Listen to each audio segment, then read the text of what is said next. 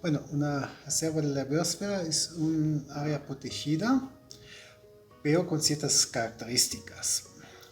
Su objetivo principal es obviamente la conservación ambiental, pero tiene varios objetivos más. Por ejemplo, quiero fomentar la educación ambiental también, el desarrollo regional y local. También quiero generar ingresos para la administración y la gestión de las áreas naturales protegidas. Entonces es un concepto de área protegida bastante novedosa, al mismo tiempo bastante exigente al momento de implementar estas reservas a la biosfera.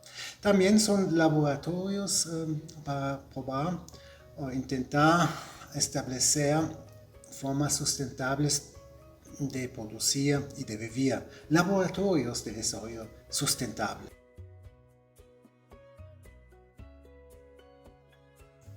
Bueno, hay muchos tipos de áreas naturales protegidas.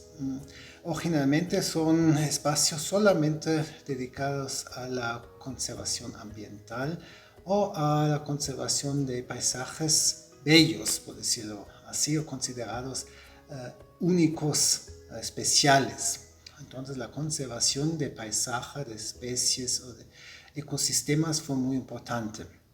Esos son, por ejemplo, los clásicos parques nacionales de Estados Unidos o también los parques nacionales en México también. También existen otras categorías, pero las reservas de la biosfera quieren combinar el objetivo de la conservación ambiental con objetivos más bien socioeconómicos y socioculturales, como por ejemplo el desarrollo local, la participación de la población, la educación ambiental, la conciencia de las personas. Todo esto quieren reservas de la biosfera y por lo tanto se distinguen en este sentido frente a otras categorías de áreas naturales protegidas. Al mismo tiempo son una categoría mundial de áreas protegidas promovida por la UNESCO. Entonces existe una política mundial para fomentar y difundir el concepto de las reservas de la biosfera. No es así en otras categorías. Entonces la UNESCO está promoviendo y coordinando la red mundial de las reservas de la biosfera. Existen más de 700 en casi todos los países del mundo, tienen una, y esto lo hace muy diferente si lo comparamos con otras categorías de áreas naturales protegidas, y es la única categoría de áreas protegidas que tiene los mismos objetivos, los mismos conceptos de gestión, y tiene mucha flexibilidad. Por ejemplo, aplica la zonificación. ¿Qué es la zonificación? La zonificación significa que se permiten diferentes actividades en diferentes zonas. No hay una prohibición, por ejemplo, categórica en toda la zona, ¿no? Se pueden realizar ciertas actividades económicas en una parte de la reserva de la biosfera, pero no en todas, en otras no. Por ejemplo, la agricultura, el turismo, normalmente no se pueden realizar en todo. Se divide en tres zonas: en la zona núcleo, donde se conserva bastante, donde se permiten solamente investigación y actividades de conservación; en la zona de amortiguamiento, donde se permiten actividades sustentables; y fuera de estas reservas de la biosfera existe o debe existir una zona de transición, donde no se puede prohibir nada porque ya no es una área protegida, pero se pueden fomentar actitudes y actividades sustentables. Y esto no existe en otras categorías de áreas naturales protegidas. Allá no existe este concepto de la zonificación. Bueno, México ha sido uno de los primeros países en el mundo aplicando este concepto, que ha sido promovido por la UNESCO desde hace más de 4 décadas.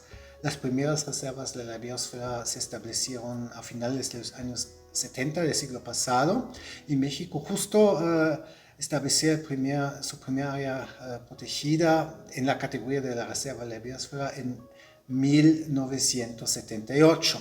Actualmente existen 43 áreas protegidas en la categoría de reserva de la biosfera en México, que cubren más o menos 50% de toda la superficie bajo protección federal en México.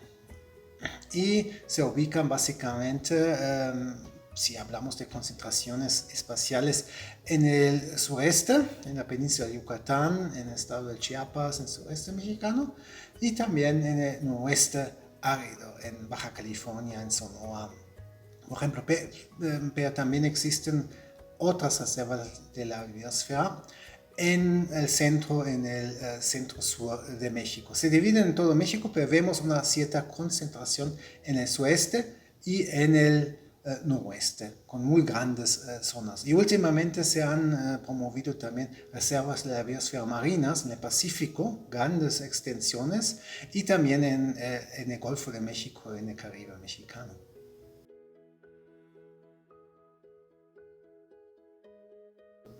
Bueno, eso tiene que ver con la edad que tienen, o más bien con el tiempo cuando fueron establecidas a finales de los años 1970. Pocos países, incluyendo México, han tenido muchas experiencias con áreas protegidas, no han sido muy importantes. Entonces fueron declaradas sin, digamos, mucha planeación y de manera bastante autoritaria, como lo evaluamos hoy. Entonces se establecieron sin consulta de la población local, no fue preguntada a la población local ni informada, y no existían ahí conceptos de participación social, con comunicación social. Entonces, en muchos casos, en algunos casos, no en tantos, se rechazaron las reservas de la biosfera por parte de la población local. El ejemplo tal vez más conocido es la reserva de la biosfera Mariposa Monarca, donde hubo muchos problemas al inicio cuando fue decretada en 1986.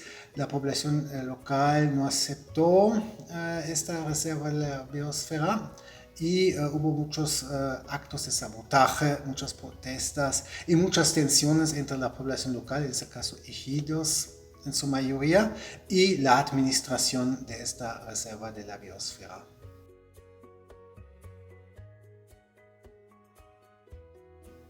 Bueno, básicamente su existencia, existen ya 43 reservas de la biosfera en México y cubren una gran extensión de territorio, ¿no? Estamos hablando más o menos de poquito menos de 8% de la superficie nacional terrestre que ha declarado área protegida en categoría de reserva de la biosfera.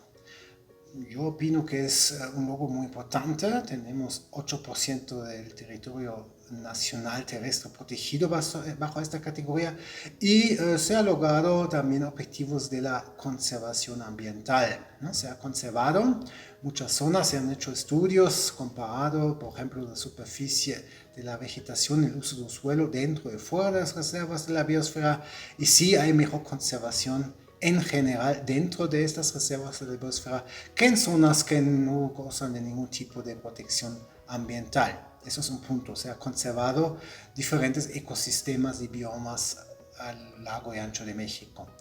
Segundo punto sería, sí se han logrado avances en cuanto a la inclusión y participación de la población local.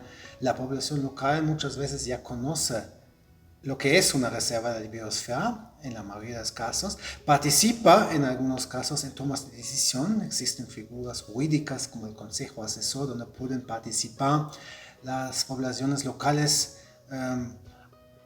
donde pueden expresar sus opiniones, sus preocupaciones, donde hay una plataforma de intercambio, de comunicación y discusión entre autoridades y población local y otros actores que participan. Eso creo que es un avance también. Y podemos decir también que las reservas de la biosfera existen como destinos ecoturísticos, o son más bien destinos ecoturísticos, y son muy conocidos en México, y son los principales destinos ecoturísticos en México. Entonces, también sirven para diversificar la oferta y los destinos turísticos que tiene México, más allá del turismo de sol y playa, del turismo cultural, etcétera, etcétera. Entonces tenemos ya un avance y yo creo que también ha tenido un avance en la educación ambiental. Existen muchos centros interpretativos, muchas visitas guiadas que promueven, más que en otras categorías de áreas protegidas, la educación ambiental en el sentido de obtener más información acerca del ecosistema, acerca de la importancia y relevancia de esos ecosistemas. Han promovido el contacto directo con la población urbana que muchas veces no conoce estas zonas, pueden convivir dentro y con la naturaleza y aprecian más los ecosistemas y la naturaleza en general. Y esto pasa con visitas en áreas naturales protegidas, pero en particular en las reservas de la biosfera.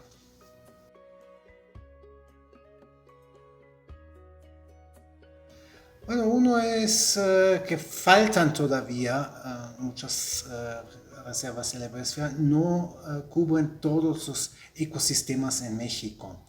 Algunos sí, otros menos. Hay que ampliar el número y la extensión de las reservas de la biosfera. Necesitamos más. ¿Y dónde? Sobre todo en áreas marinas. Tenemos muy pocas zonas costeras y marinas bajo protección ambiental. Últimamente menos, por supuesto, pero todavía faltan varios ecosistemas costeros, por ejemplo, zonas de manglares, donde hay que expandir la red de las reservas de la biosfera. Y obviamente también requieren su gestión, su financiamiento. Lamentablemente no cuentan con los recursos suficientes para la gestión eficiente. Falta dinero, en pocas palabras. Esto vemos lamentablemente con el presupuesto federal. Cada año hay menos recursos designados a las reservas de biosfera. A veces más, a veces menos, pero la tendencia es hacia abajo. Falta de recursos, tanto financieros y humanos, porque también necesitamos obviamente personal capacitado para la gestión y es muy poco el personal, no es suficiente, a veces ni siquiera hay un director para una reserva, un director tiene que gestionar varias reservas de la biosfera al mismo tiempo. Y eso creo que es imposible. Falta también material y equipo, estaciones de investigación, a veces no hay vehículos, no hay lanchas suficientes. Incluso, es muy lamentable, no hay ni siquiera dinero para gasolina, para mover, digamos, las lanchas y los vehículos. Entonces hay una falta de presupuesto y de importancia en la política internacional de la conservación.